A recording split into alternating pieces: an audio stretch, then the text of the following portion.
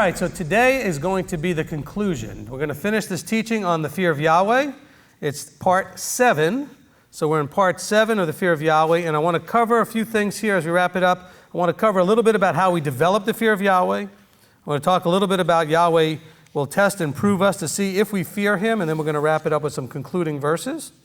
So let's begin by looking at how do we develop the fear of Yahweh. How do we develop our fear of Yahweh? Let's go to Proverbs chapter 2. Mishlei, Proverbs chapter 2.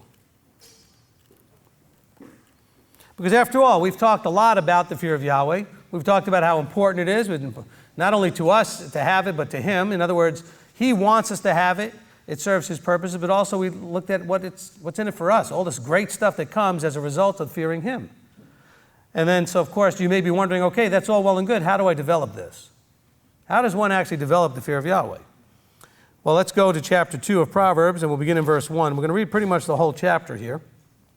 My son, if you accept my words and treasure up my commands with you, so that you make your ear attend to wisdom and incline your heart to understanding. So there's your first sort of clue, is that you are going to accept words. You're going to accept what you read. Okay, we read the Torah, we don't always accept what we're reading. So we have to accept the words. And then we got to treasure up the commands. It means you have to look at them as a treasure. Then we have to do something with our own activity. In other words, we have to get our ears to attend to and our heart to be inclined towards what's being given. See, this goes completely against what unfortunately is being taught often in the mainstream, which is that it's all going to be done for you. And here the wording is very much actively, from a participation point of view, it's very actively in your hands. You have to actively participate. You have to incline your heart. You have to attend your ear. That's an active listening, an active hearing, an active receiving in your heart.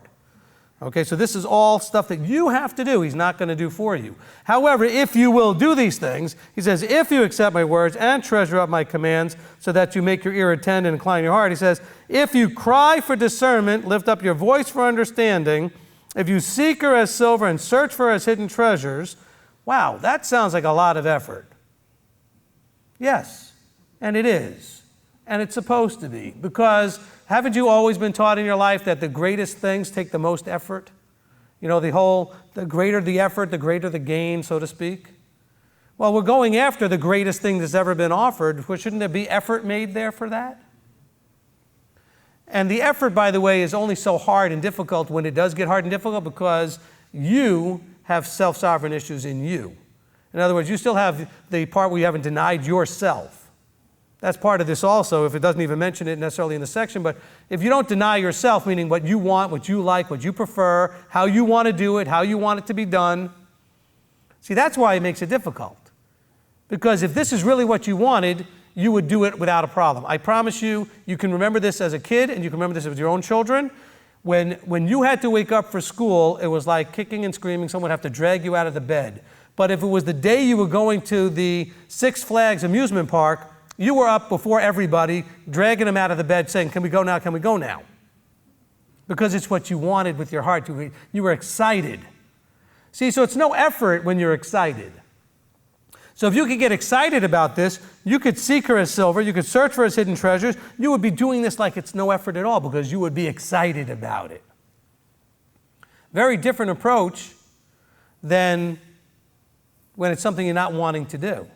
Then you're going to act like the sluggard and you're going to just be all lethargic about it and drag your heels and drag your feet because you really don't want to do it.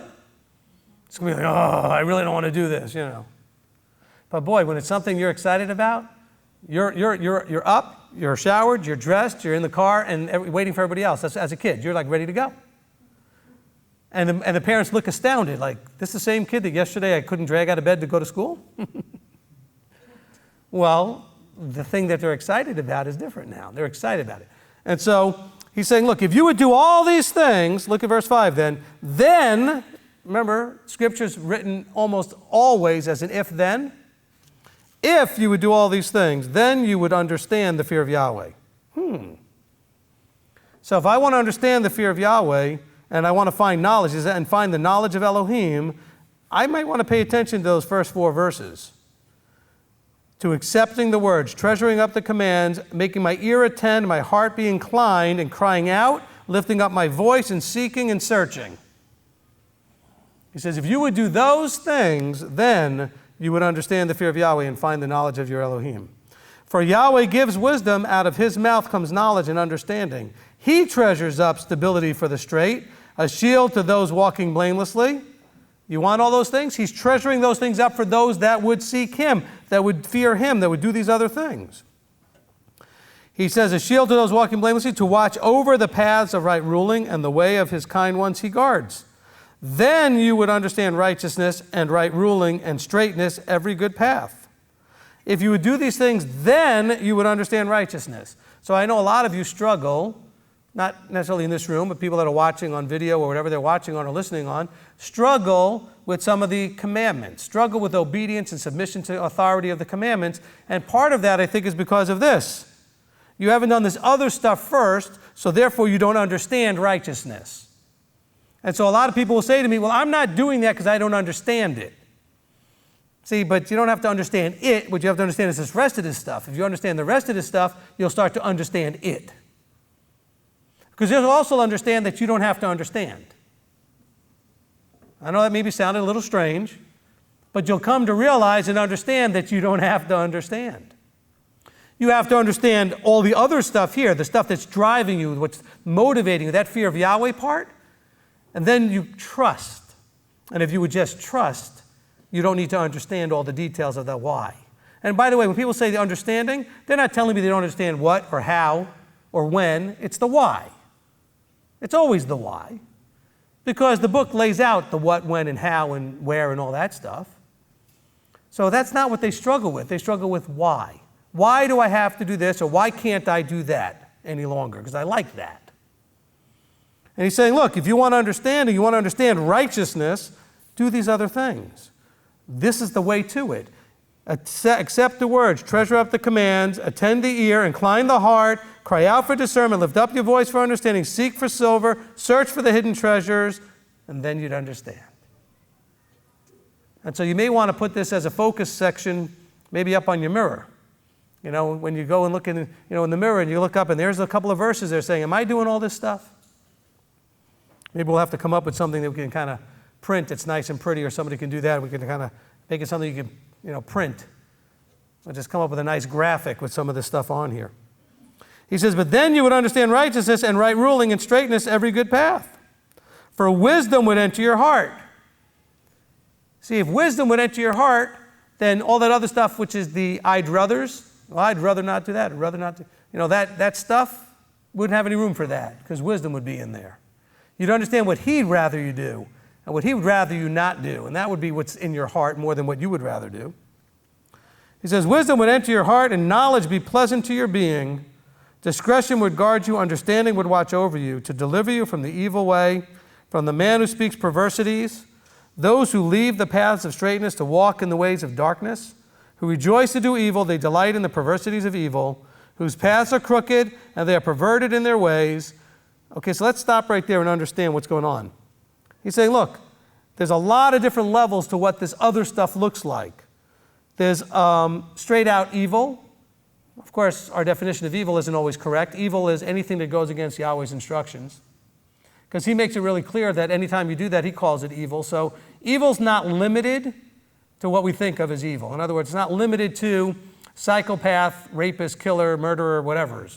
Although that is absolutely evil. But also Sabbath breaking, kosher breaking, not having equal measures, equal weights, equal measures, not giving an honest day's wage for an honest day's work. All these things are evil when you don't do them. Anything that goes against the command of Yah is evil. He also talks about perversities. Now, perversities is also not limited to sexual-natured stuff that we would think is perverse. Perverse has to do with something being used or functioning in a way it was not designed to be used or function. So when you're doing things like trying to keep the commandments and somebody has perverted them by twisting them in a way they were never meant to be, so that they say what they were never meant to say, and so they look like what they were never meant to look like, that's perverse. And so we have to be careful with that. There's a lot of perverse ways that people are teaching the Torah. He says, verse 16, to deliver you from the strange woman, from the foreigner who flatters with her words, who forsakes the companion of her youth, and has forgotten the covenant of her Elohim. By the way, this is not necessarily talking just about a woman. Although we do see examples where women were brought into Israel. We see this in the Torah portion with Pinchas, and the women were then used to help lead the men into idolatry. But it's talking about a concept of being someone that would flatter, someone that would be attractive, that would lead you away or lead you astray. He said, for her house is sunk down to death, and her paths to the dead. None going into her does return, nor do they reach the paths of life. So walk in the way of goodness, and guard the paths of righteousness, for the straight shall dwell in the earth, and the perfect be left in it. But the wrong shall be cut off from the earth, and the treacherous ones plucked out of it. Isn't that exactly the way they teach you in Left Behind?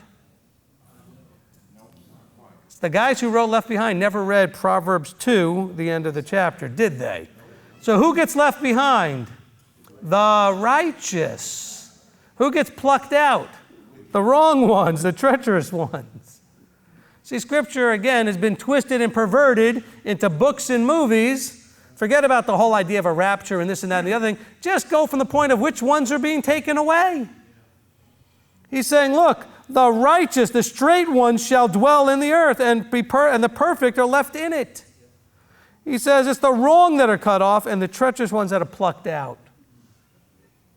That's kind of, I don't know, the complete opposite of what they're teaching. Just a little.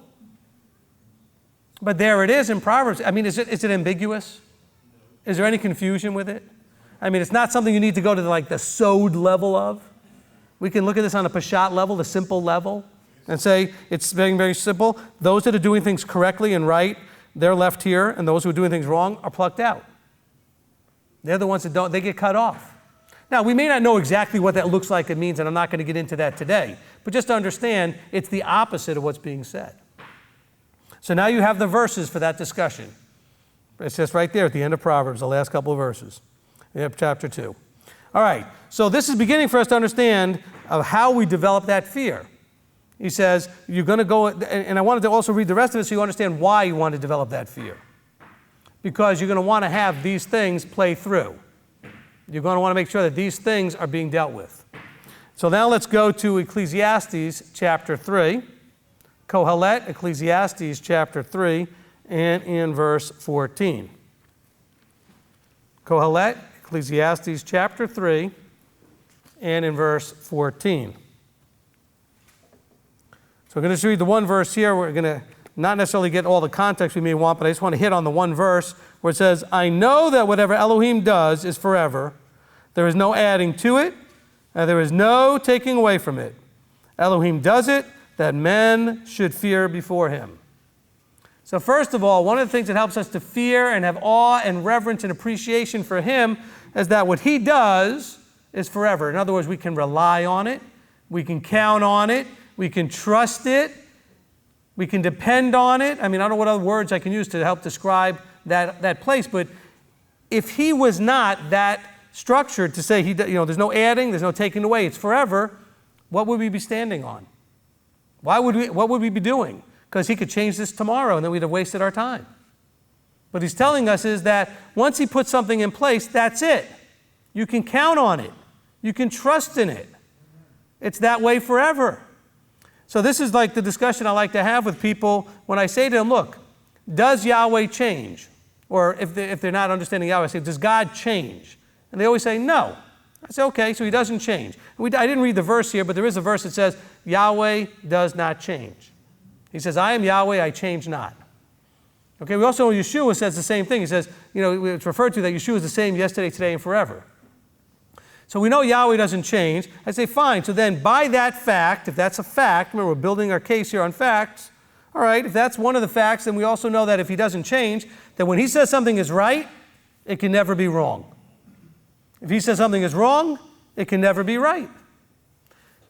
Now this simple fact should really change all of mainstream Christianity's teachings.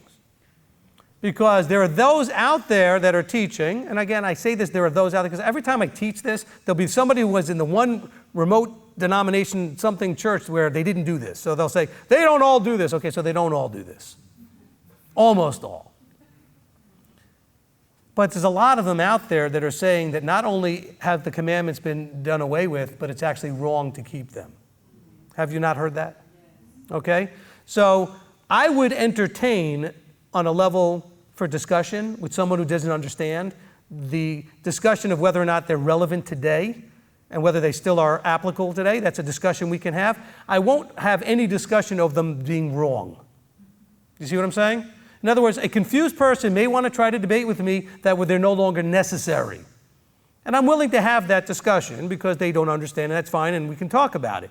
But I will not have a discussion. I will simply point out, if he doesn't change, then what's right can never be wrong. They can't be wrong to do. So that discussion ends right there at that moment. Okay, so let's not try to say that anymore. I will not receive that, because that's scripturally very black and white. Now, if you want to say it's not so black and white, whether or not they were nailed to the cross and this and that and the other thing, fine. I can show you that it doesn't mean that, whatever. We can have that discussion. But please, when people come at you, bring them through this process. Does God change? No. So if he says something's right, can it ever be wrong? They always say no. If he says something's wrong, can it ever be right? They always say no. So they say, fine, then you can't tell me it's wrong to keep the Sabbath, wrong to keep kosher, wrong to keep the feast, wrong, whatever it is you're attacking. It can't be wrong.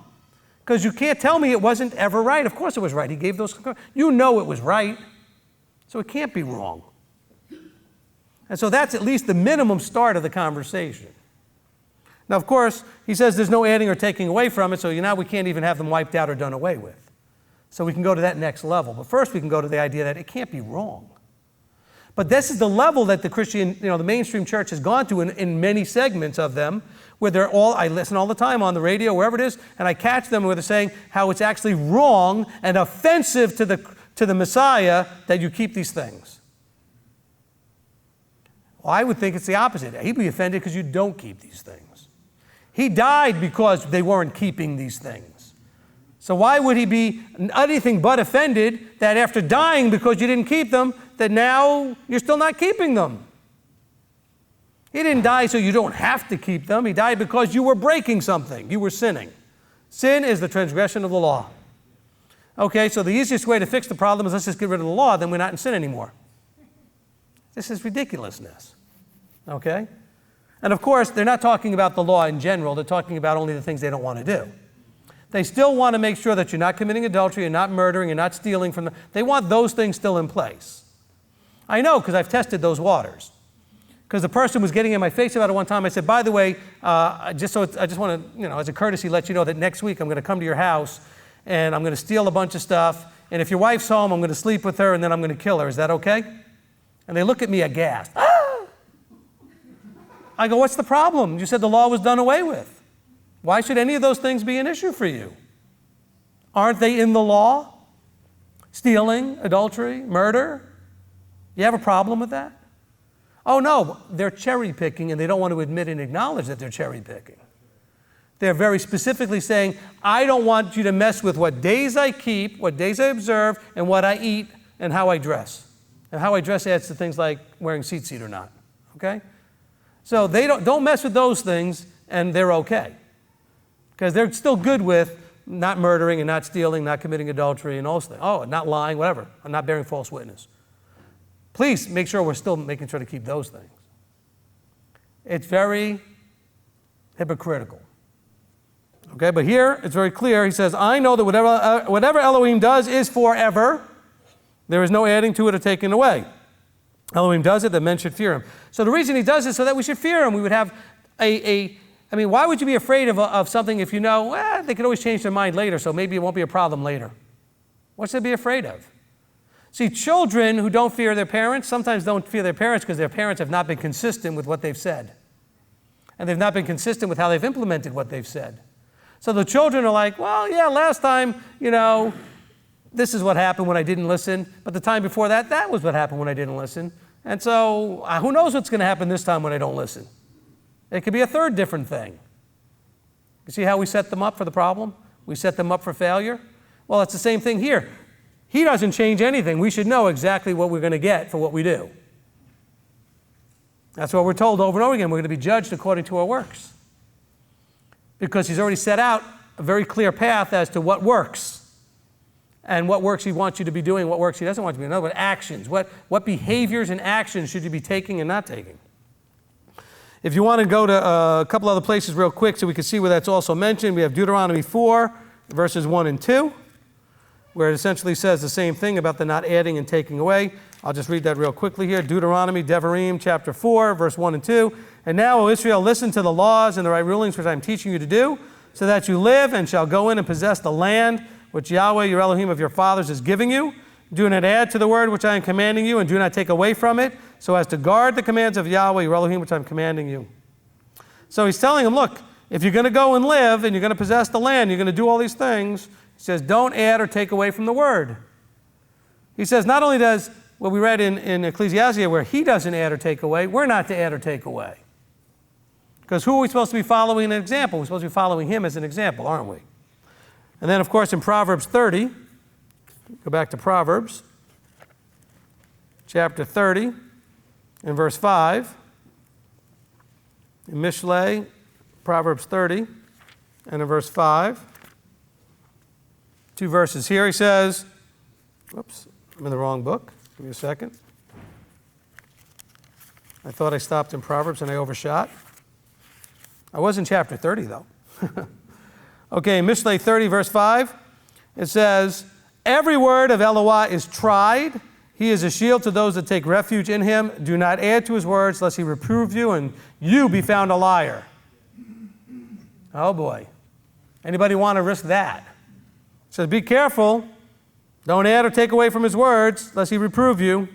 By the way, when it talks about his word being tried, the Hebrew there has the understanding of pure or refined. So he says, every word of Eloah, every word of Yahweh is pure, it's refined, it's been tested. It's in other words, you know, people will say, well, I got to test things just to make sure they work.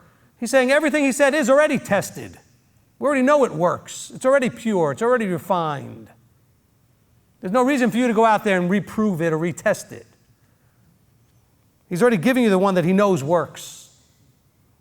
He says he's a shield to those taking refuge in him, who take refuge in him, and then he says, don't add to take to the words. Okay, because otherwise he says you're going to be a liar. Doesn't this go back to 1 John where he says those who say they know him and do not keep his commands are liars? See how these all connect? I'm sure John was thinking about this when he wrote that. There's a connection there. Okay, so let's go to Deuteronomy 17. We're still talking about developing the fear of Yahweh. How do we develop the fear of Yahweh? Deuteronomy, Devarim 17. I'm going to have to speed up. Deuteronomy 17 and in verse 18. He says, and it shall be, when we're talking about the king, when there's a king and the nation has set up a king, it talks about that happening in verse 14. When you come in the land and you want to have a king, he says, well, now we're talking about this king in verse 18. It shall be when he, that king, sits on the throne of his reign, and he shall write for himself a copy of this Torah in a book from the one before the priests, the Levites, and it shall be with him, and he shall read it all the days of his life, so that he learns to fear Yahweh his Elohim, and guard all the words of his Torah and these laws to do them, so that his heart is not lifted up above his brothers, and so as to not turn aside from the command right or left, so that he prolongs his days in his reign, and he and his children in the midst of Israel. So, we like to bandy about this idea that we're supposed to be kings and priests. Well, you're not yet. But it is your future if you continue on the path. That's the destiny he offers us. A destiny of being a kingdom of priests. And so here's a king being told to write out the Torah. What do you think? Maybe it's a good idea if all of you write out a copy of the Torah. And that would be, because remember the purpose of it is that so you read it and that you'll learn to fear Yahweh every day of your life. And so you might just want to go ahead and do that. And I would recommend that you engage as fully as you can all of your inputs, because there are studies that have shown that if you hear something, you only retain so much.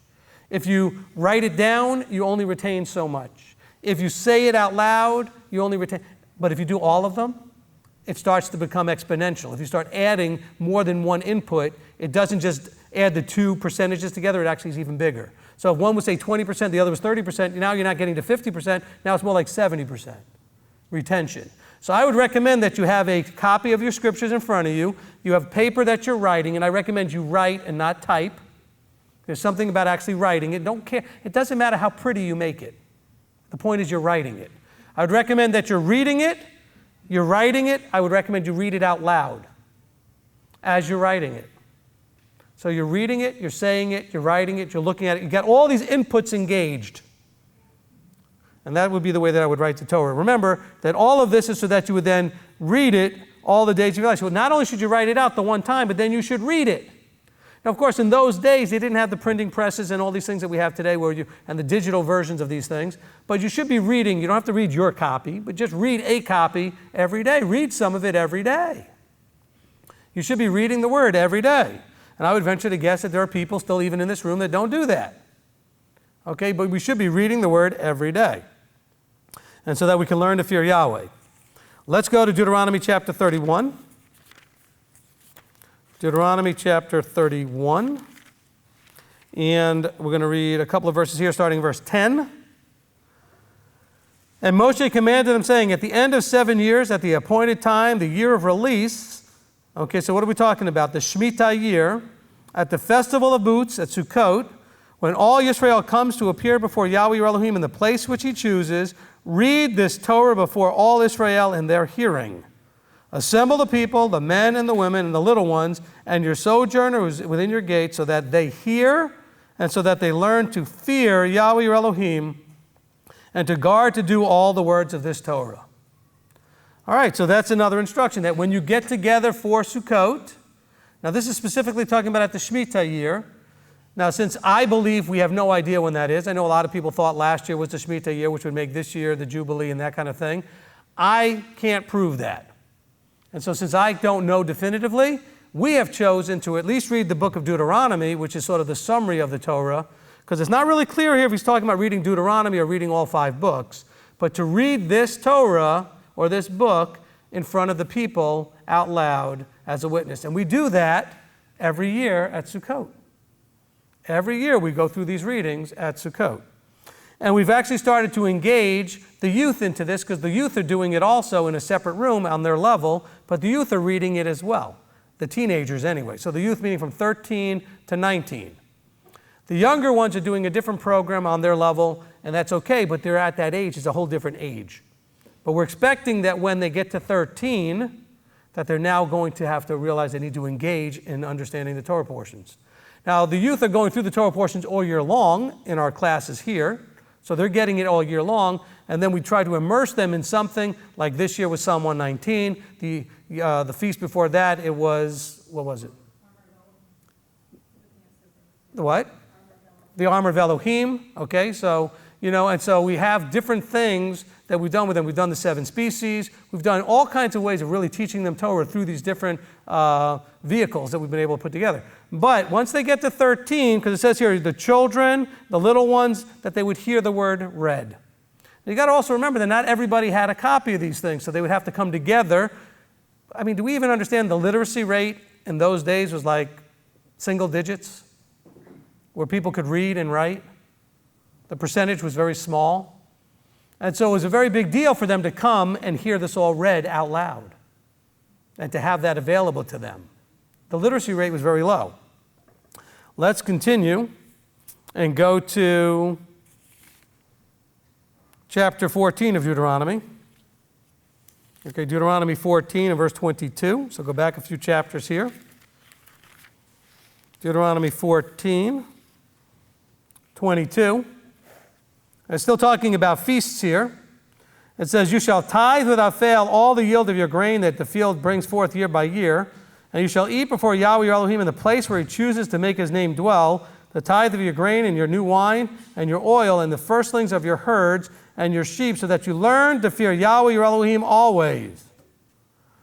So attending feasts and tithing have to do with learning to fear Yahweh. And I'm going to tell you this flat out, and not because I'm a recipient of tithes and offerings, but because it's just what the book says.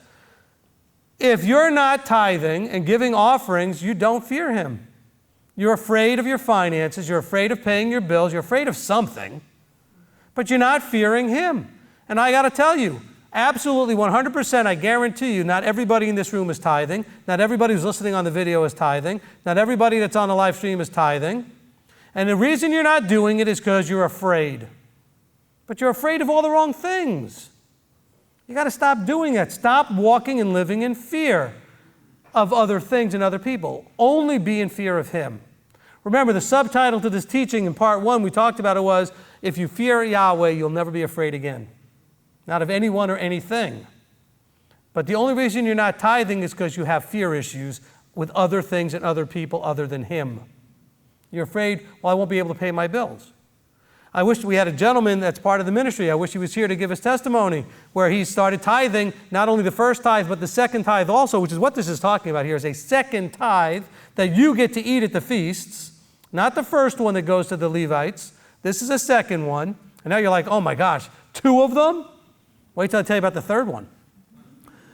But just understand, he started doing that, and he came up to me a few weeks ago and he said, Rabbi, I can't even tell you. I'm about to have the best month I've ever had. I can't even tell you how much money I'm making now.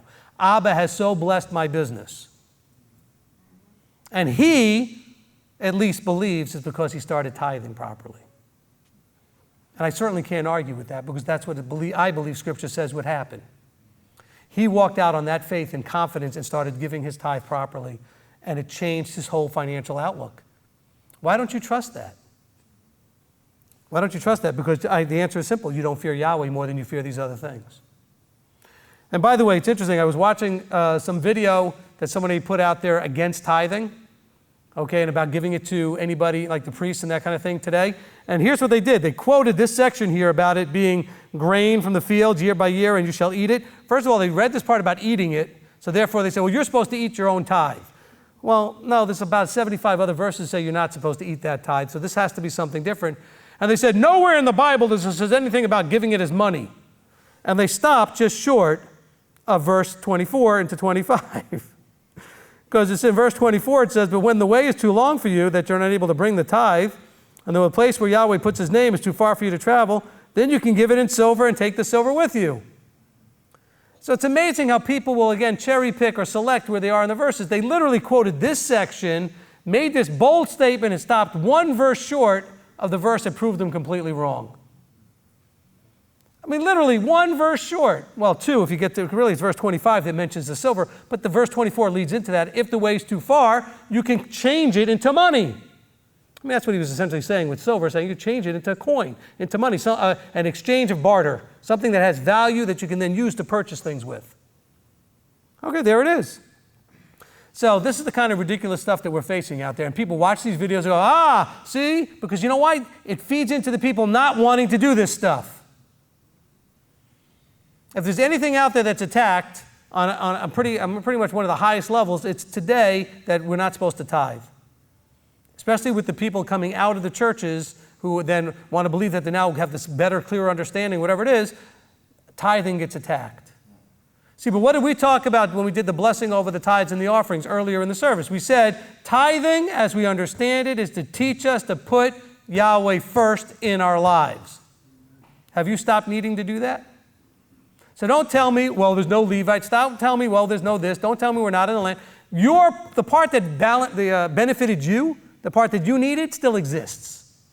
Maybe we don't have a Levitical priesthood that needs the money. Maybe we're not in the land where there's this government and the organization where then the priesthood functioned in that needs the money. Maybe we don't have all of that stuff going on right now. Sure, we can make an argument that ministry could use that as funds to do certain things, but that's not even the point.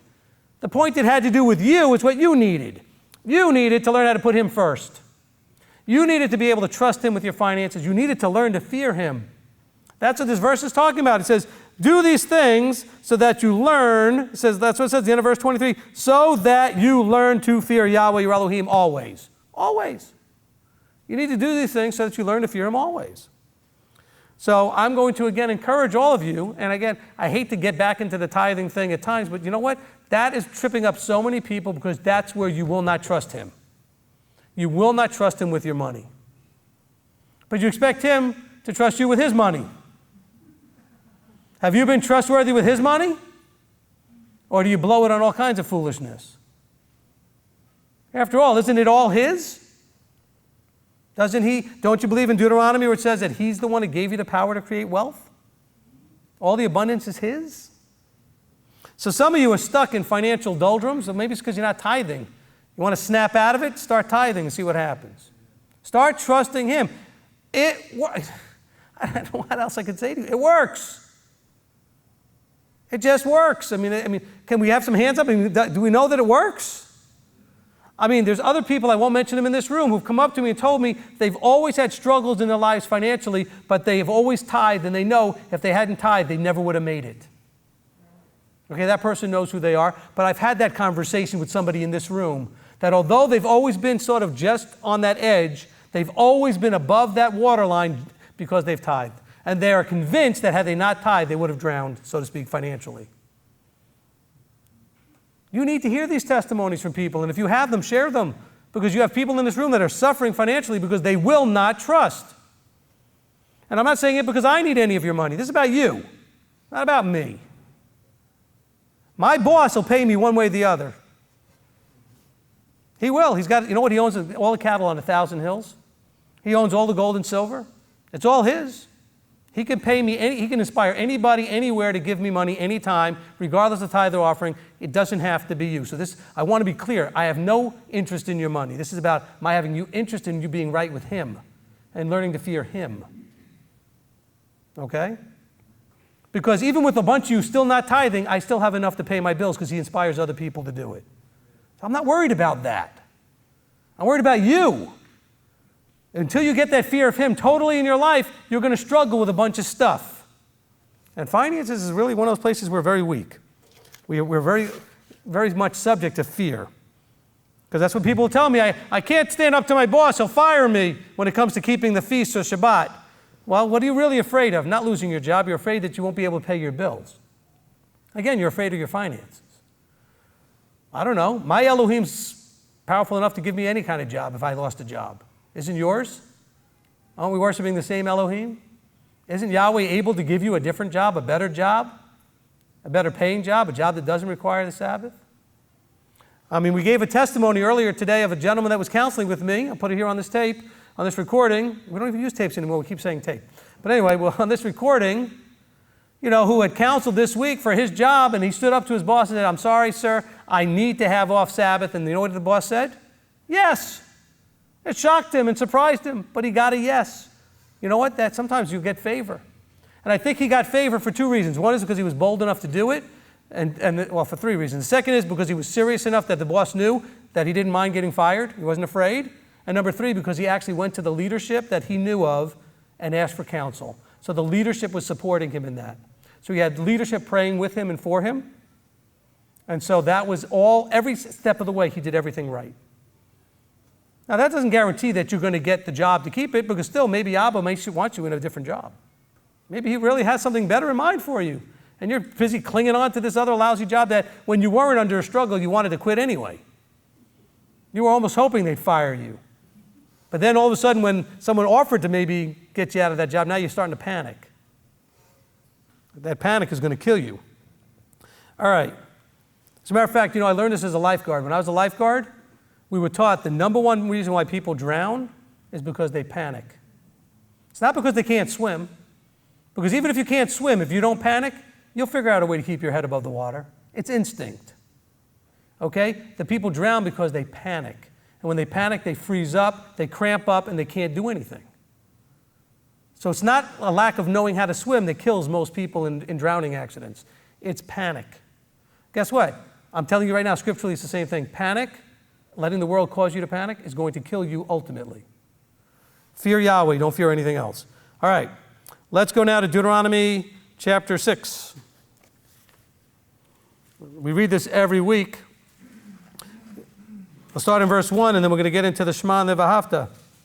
But it says, "And this is the command, the laws and the right rulings which Yahweh, your Elohim, has commanded to teach you to do in the land which you are passing over to possess."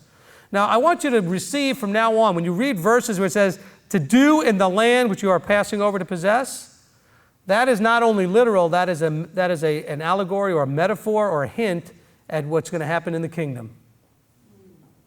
Okay? It's not just talking about when they were physically going into the land of Israel. He says, but this is what he's talking about. Was there any doubt in your mind that commandments are going to be kept in the kingdom? So that's the land you're passing over to possess. At least we're looking forward to passing over and possessing it, right? Now notice this. He said, look, I want you to do these things. I want to, let me go back to verse 1 again. It says, all this is the command, and this is the command that Yahweh your Elohim is giving with the right rulers, etc., and he wants you to do them in the land. Look at verse 2. So that you fear Yahweh your Elohim to guard all his laws and his commands, which I command you today, you and your son and your grandson, all the days of your life, so that your days be prolonged. See, again, he gave us all of these things so we'd learn to fear him in a proper way, to have awe, respect, reverence for him. And then he says, well, how do you do this? Well, you do it with the Shema and the V'ahavta. Now, he gives you even more incentive here. In verse 3, he says, and you shall hear, O Yisrael, and you shall guard to do, that it might be well with you, and that you increase greatly, as Yahweh Elohim of your fathers has spoken to you in a land flowing with milk and honey. Hear, O Yisrael, Shema Yisrael, Yahweh Eloheinu, Yahweh Echad. Yahweh is our Elohim, Yahweh is one. And you shall love Yahweh with all your heart, with all your being, with all your might. You want to know how you do all this stuff? That's how you do it. You got to do this by loving him with all your heart, your being, and your might. And these words, which he's commanding, we're supposed to take them and have to be in our heart, impress them upon our children, speak of them when we sit in our house, walk by the way, lie down, rise up, bind them as a sign on our hands. They shall be frontlets between our eyes, and they're going to be written on the doorposts of our house and on our gates. I mean, this is stuff, we've said it over and over and over again, but this is how we develop that fear. This is how we develop that fear. It's very important that we understand that, is that it's got to be all-encompassing. He says, look, with all your heart, with all your might, with all your being. That doesn't leave room for anything else, does it? Okay? Remember the verse in the Brit that says that you must love less by comparison, mother, father, sister, brother, and all that other stuff. That means that it can't be anything or anyone that you love more than him. And so that's why you should fear him over all others, because the one thing you should be fearing more than anything else is disappointing him, letting him down, having him look at you with that look of, I can't believe you just did that. And are you afraid of that? That look? Husbands, I know you're afraid to get that from your wives. Wives, same thing, hopefully from your husbands. Children from their parents. I mean, more than the yelling and screaming is that look of sheer and utter disappointment. I can't believe you did that. How could you do that? If you loved me, how could you do that to me? All right? You know, Yahweh's going to test us in all this. Let's go to Exodus chapter 20 and verse 18. He's going to test our fear. He wants to make sure that we fear him and nobody else. Exodus 20 and verse 18. I'm in the wrong place here again. Give me 1 second. Exodus 20 and verse 18. Now remember, they just received the 10 commandments. They just heard the voice rumbling and roaring the commandments. And listen what happens in verse 18. And all the people saw the thunder and the lightning flashes, the sound of the ram's horn, the mountain smoking, and the people saw it, and they trembled and stood at a distance. So now they're afraid, but are they properly afraid? And they said to Moshe, you speak with us, and we hear, but let not Elohim speak to us or with us, lest we die. And Moses said to the people, do not fear, for Elohim has come to prove you, and in order that his fear be before you, so that you do not sin. So what's going on here? They weren't afraid of Yahweh just because he was scary. And by the way, seeing, hearing, feeling, tasting, and everything else that, the Jewish community believes this was a full sensory thing. They heard it, they saw it. Here it says they saw it. They saw the words. They saw what was being said. They saw it, they heard it, they tasted it, they felt it. I mean, it was just full sensory overload, so they had something to be afraid about. But notice what they said here. You speak to us, lest we die. See, they didn't want to die to self. They knew that they would have to die to self in order to go and do all these things that Yahweh was saying to do. See, if we hear all this stuff, that means I have to let go of all these things I like to do. I have to get me out of the way. They didn't want to have to do that. They wanted what I call plausible deniability. Well, Moses said it, not you, so how did we know he was telling the truth? So Moses, you tell it to us and give us that little buffer of deniability. So Yahweh can't say, well, I told you, and they said, well, actually you didn't, Moses did, and we didn't hear anything. This is that game people play. But I really think this whole thing about lest we die is they were realizing when they heard it, they had to do it. And they didn't want to hear any more because it was already getting tough. And that was only 10 of them. They knew there was more to come. And by the way, Yahweh never intended necessarily to stop at 10. They interrupted. And they're like, hold on, stop. You're killing us. We're going to die. Because after this little commotion over here, then Yahweh continues and gives them more of the commandments. So let's understand that he said, look, Moses says, look, don't fear, for Elohim has come to prove you in order that is fear. See, that's the other reason why I believe it has to do with it. He wants to prove what? Let's go to Deuteronomy 8. What is it that he wants to prove? So go to Deuteronomy 8. I know you guys knew I was going to get there eventually. We're also going to get to Deuteronomy 10. We're going to get them both in today. Deuteronomy 8, verse 1, it says, guard to do every command which I command you today, that you might live and shall increase and go in and shall possess. Remember, we read that already in a previous one. And so we already read that, but here he says, and you shall remember, verse 2, that Yahweh your Elohim led you all the way these 40 years in the wilderness, to humble you, to prove you, to know what is in your heart, whether you guard his commands or not. See, that's the ultimate essence right there. See, he wants to know, and that's what was going on here in Exodus chapter 20, when they were hearing the commands. He says, Yahweh wants to prove whether it's in your heart to do this stuff. They were panicking because they already knew they didn't have the heart for this. They weren't there yet. Moses, you talk to us. We are not ready for this stuff. Because if we listen to that stuff, we're certainly going to die because we're going to fail. So we need that buffer of deniability. We need you to be a mediator. We don't need to hear this directly from him. He says, lest we die. Because they said, well, some of the stuff he says, well, first of all, did they not express by saying lest we die that they knew he was serious? See, I think sometimes we don't really act like we know he's serious. I assure you, he's deadly serious. Literally. He is deadly serious. He's not going to have people that are not with that kind of heart in his kingdom. He wants to know that it's in your heart. Now remember, I've used this verse a zillion times, and almost always I remind you that this verse is not talking about being perfect. It's talking about wanting to be perfect. That's what's going on in Deuteronomy 6 when it says, and you shall love him with all your heart, with all your might, with all your being, etc. It's the desire, the intent to be perfect, and to fear him enough to want to be perfect. And so that's it. He says, I'm going to test you. I'm going to prove to see whether it's in your heart to keep the commandments or not. And he says, and he humbled you and let you suffer, verse 3, and fed you with manna, which you did not know, and made you to know that man does not live by bread alone, but by every word that comes out from the mouth of Yahweh. Your garments did not wear out on you, nor did your foot swell these 40 years. Thus you shall know in your heart that as a man disciplines his son, so Yahweh Elohim disciplines you. Therefore you shall guard the commands of Yahweh Elohim to walk in his ways and to fear him. And to fear him. Why? Because Yahweh Elohim is bringing you into a good land, filled with streams and fountains and springs, etc. I mean, he gives you enough carrots to know that you should be willing to go ahead and do all of these things. He also gives you a stick, too, and says, if you don't, and that's when we get to things like Deuteronomy 28, right? We read some of those verses there with the blessings and the cursings in one of the previous teachings. He says, but all of this, again, is so that you walk in his ways and to fear him. Guard his commands, walk in his ways, and fear him. Verse 6. But he also says, look, know this, that you shall know in your heart that as a man disciplines his son, Yahweh's going to discipline you. You're not going to get away with anything. Yahweh's going to discipline you. Let's go to Proverbs chapter 3. Talks about that quite a bit here in Proverbs chapter 3. So let's read this. I've got to hurry up here. He says, my son, verse 1, he says, my son, do not forget my Torah and let your heart watch over my commands. For length of days and long life and peace they add to you. Let not kindness and truth forsake you. Bind them around your neck. Write them on the tablet of your heart, thus finding favor and good insight in the eyes of Elohim and man. What kind of favor we're talking about here? Merited favor. In other words, you've done something that's pleasing to them. So this is where we see the correct understanding of grace. Trust in Yahweh with all your heart and lean not on your own understanding. Know him in all your ways and he makes all your paths straight.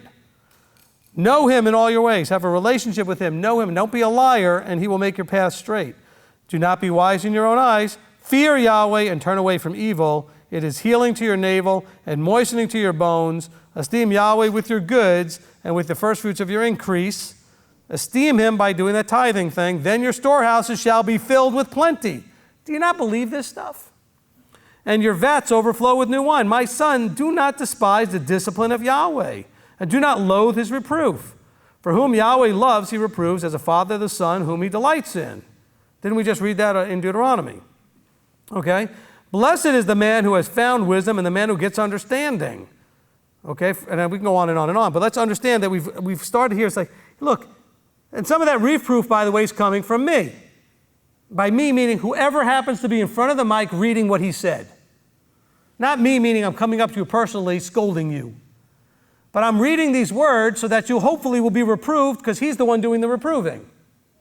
He should be the one that convicts you through hearing his word that causes you to be reproved. But he's going to discipline you. And by the way, some of you are suffering in all kinds of areas because you don't listen. You're stubborn. And I hate to say that, but I've had to say this to my children, and some of you have said this to your children. They'll come up to you, and you just look at them and say, well, it's because you don't listen. Well, why did this happen to me? And well, because you don't listen. I told you not to do that. I told you how to do that right. I told you to do this or whatever. And they didn't listen. I told you don't do that without my help. I told you that whatever it was, and you just look them in the eye and say, I'm sorry, but this happened because you didn't listen. So don't get all upset at me. Don't get upset at whatever. Take the blame and realize and learn the lesson. This happened because you didn't listen. Guess what? Yahweh's trying to tell you the same thing. There's all kinds of stuff happening in your life right now because you're not listening. That's just a fact. Actually, I don't. I don't hate to be blunt. You need to hear this. Okay? Get on your knees, get on your face and say, Abba, what is going on in my life that would be fixed and set straight if I would just start listening? Where am I not listening? Where am I still sitting on the throne making my own choices and decisions and not listening to you? Because some of what you're suffering from is reproof. Some of it's just time and chance. You know what? If you don't know which is which, get on your knees and ask him, is this a reproof? Are you trying to get my attention? Because it may be. So I'm certainly not one to sit here and say that every single time you suffer for anything that is reproof. Okay? It may not be. It could be time and chance. But I would get on my knees and ask. All right, Deuteronomy 10. We're going to start concluding here. Devarim, Deuteronomy chapter 10 and in verse 12. This is where we started. This is where we're ending. We have some more things to read real quickly after this, but this is kind of helping to wrap it up. In Deuteronomy 10 and in verse 12, it says, and now, Yisrael, what is Yahweh your Elohim asking of you? Which I started off by saying, isn't that a great question? You want to know what he's asking of you, don't you? I mean, really, what does the creator of the universe want of us? Well, this is what he wants. He wants us to fear him, to walk in all his ways, to love him, to serve him, and to serve him with all of our heart and with all our being, and to guard his commands. That's what he says there in Deuteronomy 10:12. He says, look, and now Israel, what is Yahweh your Elohim asking you? But to fear Yahweh your Elohim, to walk in all his ways, and to love him, and to serve Yahweh your Elohim with all your heart, with all your being, to guard the commands of Yahweh and his laws, which I command you today, which are for your good. Okay? I don't know why someone put a question mark in that. There's no question marks or punctuation in Hebrew. He's simply saying, therefore you're good. Okay, there was no question mark in there. All right? And so, understand as you're reading this, this is the path. This is the plan that leads to what we're looking for. Now let's continue and read in verse 14. He says, see, the heavens and the heavens of heavens belong to Yahweh your Elohim, also the earth with all that in it. Yahweh delighted only in your fathers to love them, and he chose their seed after them, you above all peoples, as it is today. And you shall circumcise the foreskin of your heart and harden your neck no more. That's what it's all about. We've got to get that that's another way of saying self-sovereignty. Your heart is all your desires of what you want. Your neck is stiff because you will not bow down to his authority. For Yahweh your Elohim is Elohim of mighty ones, master of masters, the great El, mighty and awesome, who shows no partiality nor takes a bribe. He executes right ruling for the fatherless and the widow, loves the stranger, giving him food and a garment. And you shall love the stranger, for you were strangers in the land of Mitzrayim. Fear Yahweh your Elohim, serve him and cling to him, and swear by his name. He is your praise, he is your Elohim, who has done for you these great and awesome deeds with which your eyes have seen. Your fathers went down to Mitzrayim with 70, and now Yahweh Elohim has made you as numerous as the stars in the heavens. So you understand that the signs and wonders and all these things that he does that are examples for us that we read about were to help you to learn to fear him. They were to inspire a proper awe, reverence, wonderment, and fear of the creator of the universe. He says, fear Yahweh, serve him, cling to him. You know, we have a series called Cling, Cleave, Hold Fast. You may want to go back and listen to that teaching. But he wants you to cling to him. He wants you to cling to him. Let's go to Hosea chapter 3 and verse 5. We're just going to read this real quickly here, just a quick quote from Hosea. Chapter 3 and in verse 5. If you don't get there fast enough, you'll be able to look it up later. He says, afterwards the children of Israel shall return. So after what? After being scattered and all the other things that the prophecies talk about, after all that, the children, because I'm not going to read the whole prophecy to you, but after all that, after they're called Lo Ami and Lo Ruchama, not my people, no mercy, and it will be in the same place it will be called, these are the children of the living Elohim. He says, after all of these things that are going on, he says, the children of Israel shall return and seek Yahweh their Elohim, and David their king, and fear Yahweh and his goodness in the latter days. That's the time we're living in.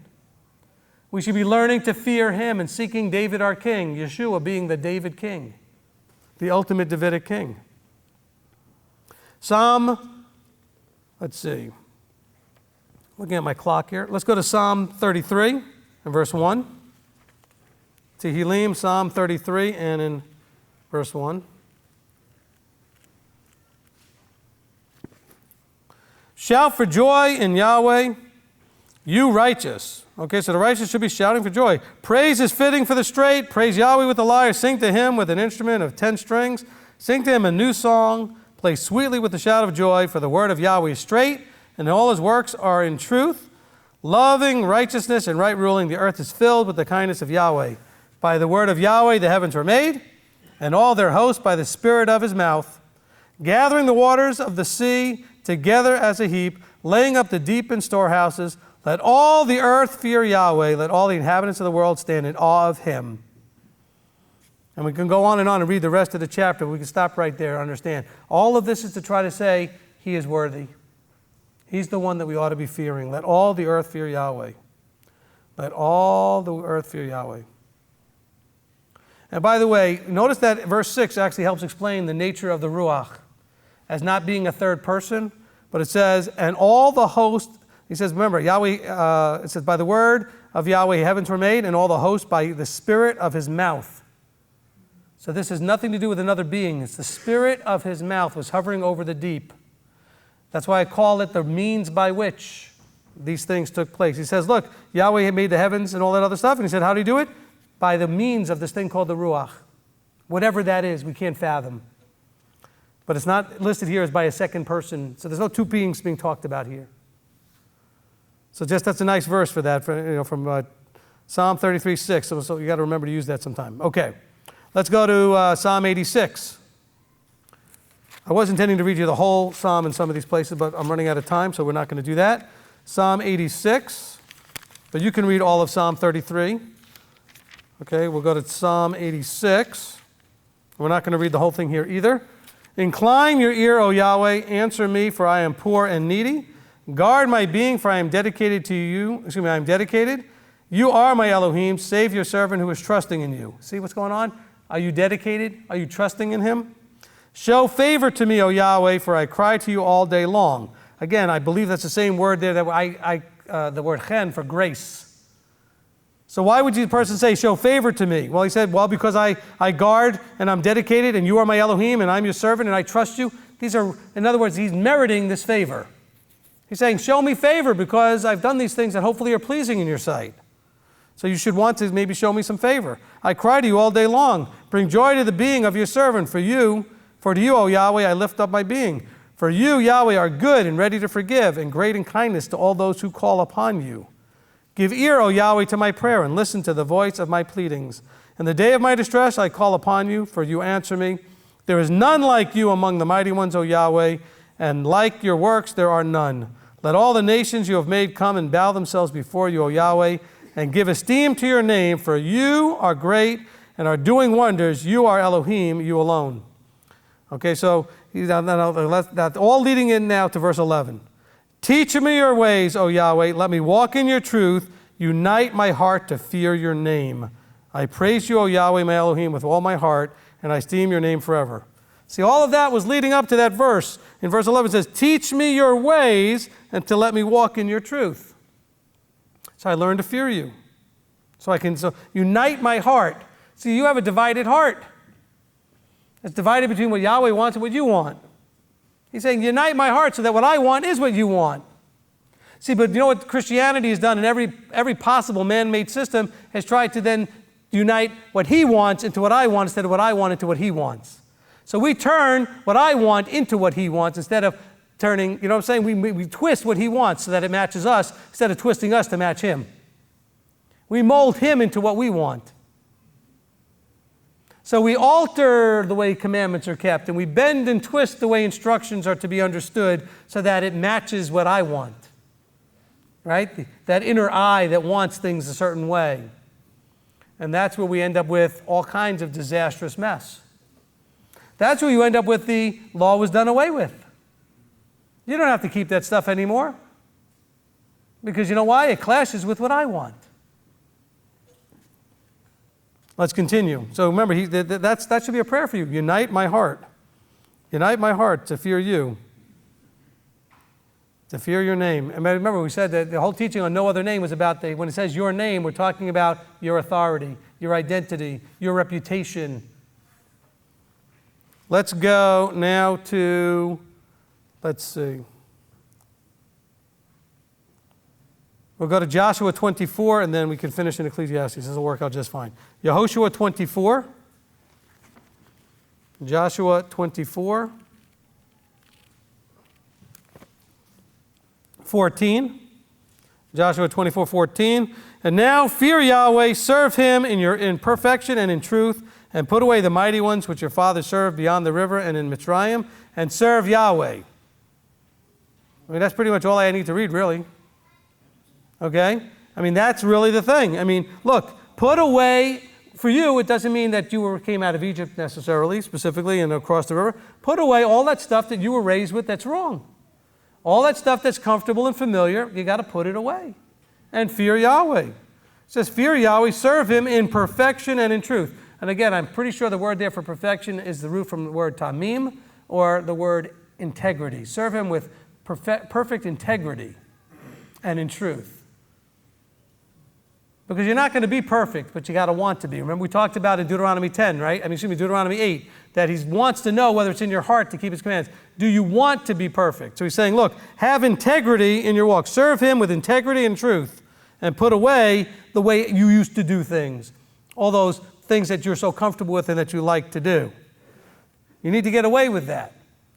You need to get away from that so you don't get away with that.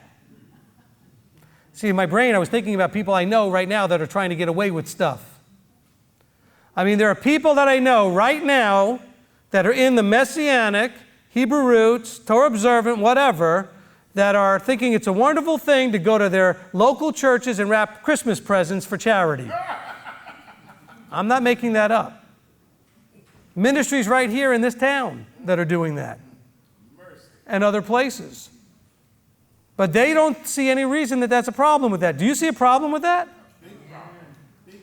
But they don't. When I first found out about it, they had their children doing it. And they said, well, we want our children to learn about charity. Fine. Have them go give presents to children in like February. Or April. Or some other time that has nothing to do with nothing. Why have them wrapping Christmas presents and helping to be a part of clearly a false thing? Why are you letting your children participate in that and then being excited about it? Oh, but there are. Stop doing that. I know people that thought it was a good thing to give away candy on Halloween because they gave them tracts while they did it. Or they tried to say something about Yahweh when they did it. No, you can't mix these things. Amen. Stop mixing. Because that's where there's no integrity. And I know, and people make these cases and they try to convince me and they do the best they can to spin and whatever. I'm not having it. Because I don't think he's having it. Okay? I'm not having it. Oh, but we're new in our neighborhood and we just want to make sure we're being, stop. Stop. Set the right example right away in that neighborhood. This house doesn't do those things. And then people will start to wonder why this house doesn't do those things. And by the way, if you think I'm talking about you, I'm not talking about you because I spoke to you. I'm just talking about you because it is talking about you. Because somebody out there may be thinking, you know, I told the rabbi that. Now no, you're not the only one. I'm sorry. If you think this is you, it's you and 30 other people that spoke to me. So don't think this is you, but it is. But then I don't want you thinking, oh, you talked to me in confidence and now I'm outing you here in public. I didn't mention any names. But when I say these things, it's only because I have had the same conversation with 10 or 12 or 15 people, not you. All right, so I don't want any of you just taking offense. By the way, there is a verse that says, those who love his Torah are not easily offended. He said he disciplines the sons that he loves. Please take this as proper discipline. I know where your heart was at. Okay? And on some levels, it could be argued your heart was in the right place. You wanted to be a good neighbor. You wanted to be a good citizen in your community. But he doesn't say that. That's not a united heart. Your heart has to be completely him. And you should not mind offending your neighbor or your mother or your sister to stand for him. That's what he says. And I know you're going to try to spin it, whoever you are, and it may be you at some point, whoever you are. You don't bring it to me. Okay? I'm not going to be that gentle about it. I'm going to call it what it is. You are trying to justify doing what you feel that you should have been doing. And you're not matching up with his word. You want to witness to that community? Be Torah observant without compromise and let that light shine. No Hanukkah bushes. No Hanukkah lights that look like Christmas lights. No giving out candy and spinning it somehow by putting a track in it or something like that. Stop trying to justify what you shouldn't be justifying. We have to stop. This is not a game. This is not a game. There's probably more in here in Joshua, but I'm running out of time, so let's go to Ecclesiastes and close this up. I was going to go all the way to verse 24 in case you want to know, so you can go all the way to verse 24 in Joshua, but we're not going to go there. Let's just go ahead and close this up. Let's go to Ecclesiastes in chapter 12, okay, which is the last verses of Ecclesiastes. Because after all, you can't conclude a teaching without going to the conclusion of the entire matter. And so after all, this should be the last verse of this teaching. He says in Ecclesiastes 12, Kohelet 12 and verse 13, let us hear the conclusion of the entire matter. Fear Elohim and guard his commands, for this applies to all mankind. Oh, that's that Jewish stuff, really? It says this applies to all mankind. Oh, that's just for Israel. No, this applies to all mankind. The conclusion of the entire matter is to fear Elohim and guard his commands, for this applies to all mankind.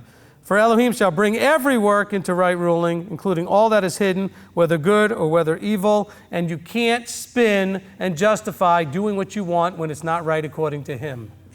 We have to get away from this constant tendency towards mixture. And that's why I like that verse that says, unite my heart. Unite my heart. See, we want the heart to be united. What do? We convince ourselves that he wants to do what we want, instead of convincing ourselves that we need to do what he wants. We don't get to convince him to do what we want. We have to be okay and submit to him. So you got to get off the self-sovereign throne. You got to abdicate. King You has to die so that King Yeshua can live on the throne. You have to get out of the way. All right, let's pray. Father, we come before you, Father, and all we should really want in our hearts. So, Father, please help us to have that heart that wants to be united with you. Father, help us to truly understand the conclusion of the entire matter is that we should fear you and guard your commands. And that, Father, that we should understand that means we have to seek and search like looking for treasure, not only what you desire, but also seek and search for that which is not of you in our lives so that we can get rid of it and cleanse it and have it be purified out of our lives.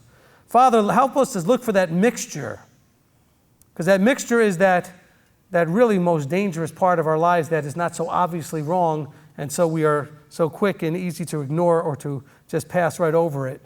But Father, help us to truly see those areas where we have mixture. So that, Father, that we can be right in your eyes and in your sight. So, Father, we come before you now, just begging and pleading through your power of your Ruach, through the blood of your Son, through your mercy and through your compassion, that you would help convict our hearts. Help us be ready for that chastisement that you would do for your children who you love, so that we can become more and more like Yeshua and more pleasing in your sight. Father, help us to understand that if we would only fear you, we would never be afraid again.